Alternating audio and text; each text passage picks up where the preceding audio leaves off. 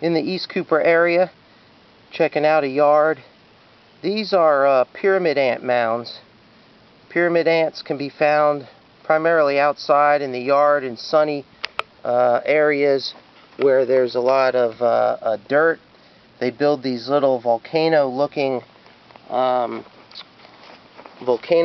mounds. Often people mistake these for fire ant mounds, but these are pyramid ant mounds. Basically like to live outdoors in the yard. They don't sting, they don't bite, but this is just an example of what the mound looks like. The ants are usually light brown or orange in color, and here's one here. I don't know if I can get close enough to him, but they're just out foraging in the daytime for dead insects.